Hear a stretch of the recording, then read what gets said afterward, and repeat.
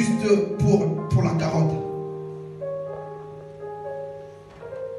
Le chrétien à qui, pour avancer, il faut une carotte.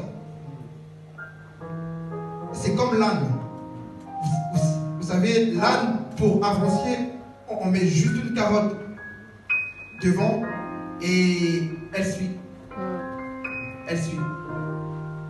Des chrétiens opportunistes qui sont là juste pour ce qui est bien. Alors qu'à l'église, il n'y a aucune église qui n'est parfaite. Il n'y a que l'église de Jésus qui est parfaite. Il n'y a que l'église de Jésus qui est parfaite. Aucune église n'est parfaite. Même les plus grandes églises de ce monde, aucune église n'est parfaite.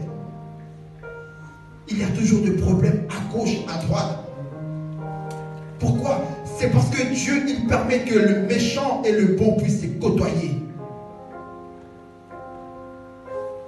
Alléluia. Amen. Il n'y a que l'église de Jésus qui est parfaite.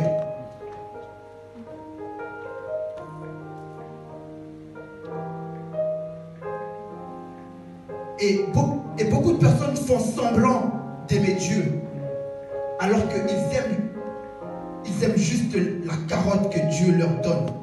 Et si Dieu arrête de leur donner la carotte, elles arrêtent aussi de marcher. Comme l'âne. Elles arrêtent aussi de marcher.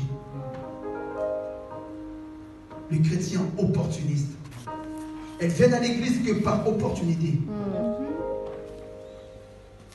Si elle est fatiguée, elle ne vient pas à l'église. Alors que notre objectif, c'est d'abord le ciel. C'est d'abord ça. Alléluia. Amen.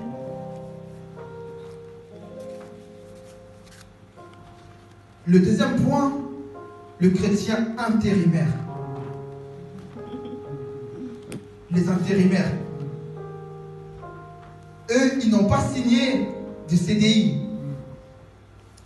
Et eux, ils sont là juste par intérim. Ils viennent pas. Le lundi, ils viennent. Le mardi, ils viennent. Le mercredi, ils viennent pas. Le jeudi, ils viennent pas. Le vendredi, ils viennent. Le dimanche, ils viennent pas. Les chrétiens qui ont de contrats par intérim.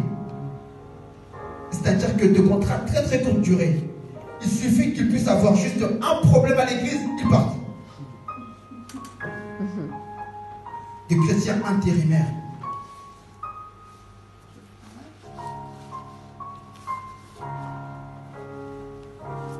Vous savez, aucun homme n'est parfait.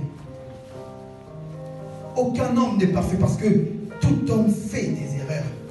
Même des personnes remplies du Saint-Esprit font des erreurs. Tout homme fait des erreurs. Parce que si nous, on nous met à la place de ces hommes, nous allons aussi faire des erreurs. Alléluia. Amen. Des chrétiens intérimaires qui viennent juste quand ça leur chante. Lorsque ils prient, ils ne voient rien, ils s'en vont. Alors qu'ils ne savent pas que c'est peut-être de leur faute à eux qu'ils ne voient rien du tout. Alléluia. Amen. Et après ils disent que non, le pasteur ne sait pas bien prier, le pasteur en ce moment, Ngouya et Kiti.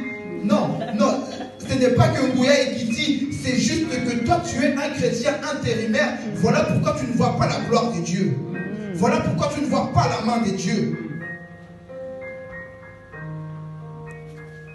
Comment voulons-nous que la main de Dieu agisse sur nous?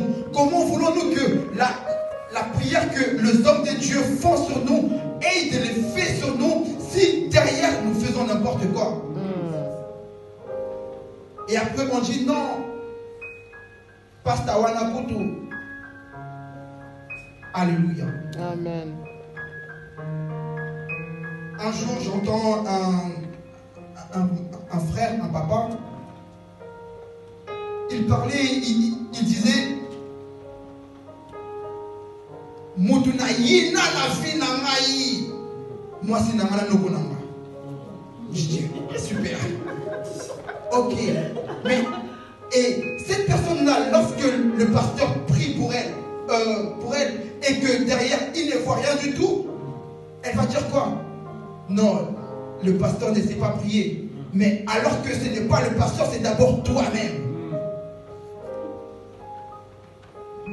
Déjà toi-même tu portes une haine en toi et le pasteur prie pour toi, tu ne verras rien du tout.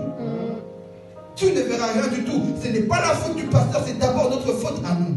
Parfois, il ne faut pas que nous puissions blâmer les hommes de Dieu. Parfois, il ne faut pas que nous puissions blâmer la prière des hommes de Dieu. Parfois, il faut d'abord que nous puissions faire un examen de conscience. Dire, est-ce que ma vie, elle est bonne?